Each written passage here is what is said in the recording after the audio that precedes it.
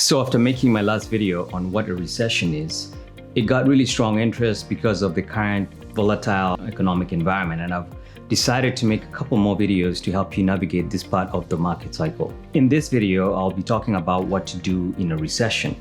And you guys do let me know what other topics you'd like me to cover related to recessions in this series of videos. But at the moment, I'm planning to be covering a couple of other additional topics like lessons I learned from the 2001 and 2009 recessions, as well as if we are actually, in fact, headed into a recession. So for the next 10 minutes, let's talk about what to do in a recession. Please stay tuned.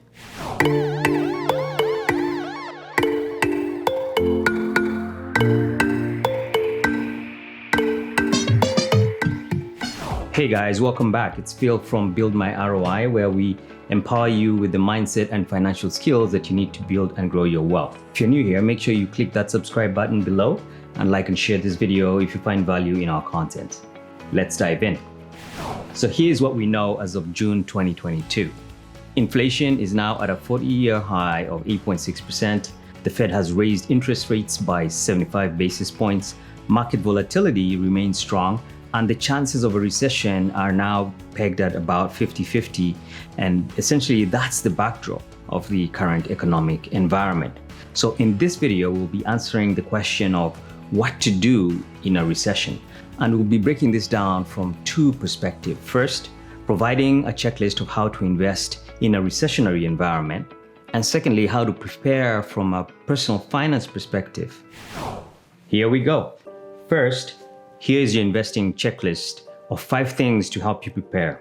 Number 1, understand that the entire stock market is actually on sale, so that this is the time to think about buying and not the time to be selling. Obviously, if you have an emergency or need cash, then you don't have a choice.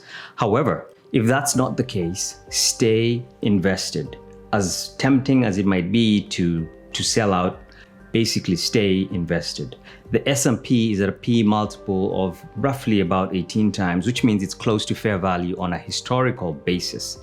Stocks have never been this low, and in fact, although they're not quite as low as the 2008 extreme lows when the S&P was at around 15 times, sort of on a multiple basis, they're quite cheap, and there's many bargains out there. Therefore, this is a good time to make sure you have a watch list of specific stocks or funds to add to your portfolio and so on. We want to get ready to put money to work, which is what I'm going to explain next. Number 2, do not try to time the market. Instead, use dollar cost averaging to build and grow your positions, meaning that we make purchases at regular frequencies, maybe say weekly or monthly, as we add to existing or new positions. This establishes an important discipline which will ensure we will always have exposure to stocks or funds that we are building positions in, without having to worry about whether we missed out on the low. It's simply not possible to time the bottom, so use dollar cost averaging to buy now that we are approaching attractive levels on the S&P. Number 3, stay away from leverage. Leverage works great in a rising stock environment, but can cause havoc in a declining or volatile market. The last thing you want to be worried about is a margin call. Speaking of leverage, unless you're a sophisticated or experienced investor, stay away from call options, put options, and other derivatives, as those are more volatile securities and are levered to their underlying equity. If you guys want me to make a video on options and other derivatives, please leave a comment below. Number 4, think about diversification and reallocate your stocks according to your long-term objectives, bearing in mind that defensive stocks like consumer staples and dividend earning stocks and funds are critical building blocks when investing after a market crash. Watch my video on tips about investing after a market crash, where I discuss diversification and dividend stocks or funds in a lot more detail. Number 5, minimize risk by moving away from the extremes along the risk curve. Essentially, bring it all in and invest in tried and true profitable and cash flow generating businesses or assets. Remember, one of the key tips I shared from the investing after a market crash video is discipline trumps conviction. This is when you can build true wealth if you work your plan in a disciplined manner. So think of having a portfolio with core positions to anchor your portfolio. These are stocks or funds that will be the core of your portfolio that you'll purchase at bargain valuations, that have excellent fundamentals, strong management teams, and you plan to hold them for a long time. Make sure as you build your portfolio, you're well diversified. And again, watch my video on how to invest after a market crash if you need a refresher on how to do that. Next, here's your personal finance checklist of 5 things to help you prepare. Number 1, build and maintain a 6-month emergency fund. This is the time to stash away cash reserves that can be a lifeline if things were to go south unexpectedly. This should be your first step and will give you peace of mind as you put the other steps into motion. Number 2, if you have a safe seat at work, stay put. This is not the time to change jobs. Companies generally lay off workers as economic conditions tighten or as uncertainty in the market rises. So if you have a safe seat, stay put. Number 3, pay down debt since rates are on the rise. The cost of carrying debt has been low for a long time as the Fed funds rate was close to 0 before 2022.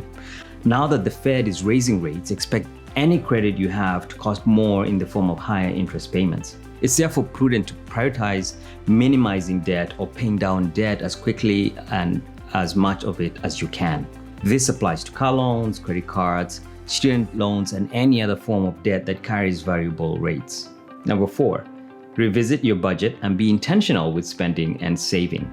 It's always important to live well below your means or at least within your means, but there's no more important time to do that than when economic conditions are likely to change. We've been living in an economic environment where we experienced the longest bull market in history from 2011 to 2020. And following the loose monetary and fiscal policies during 2020 and most of 2021, we're now entering and actually in a different environment with a high inflation and an economic slowdown coming, if not already here. So revisit your budget and be intentional with spending and saving. Lastly, number 5, if you've considered going back to school or retrain with new skills, this is in fact a really good time to do so. This is helpful if you're looking to level up your skills or make a change post-pandemic into a new career or a new field. Education is a counter-cyclical sector, and enrollment into education programs tends to increase when there is a change in the economic regime from a strong to a weak economy. However, do so in a prudent manner, either making sure your employer will cover the cost or you have sufficient funds saved so you're not increasing your debt. So with those 10 pointers, I hope those tips on both investing and personal finance resonated well with you and you found value in this video. As always, please consult a financial advisor for your own specific situation. As always, please like, share, and subscribe if you enjoyed this content or learned something from it. I'm working on more content, so do leave a comment if there's any particular topic in investing or personal finance that you'd like me to cover. Thanks for watching, and until next time, peace and love.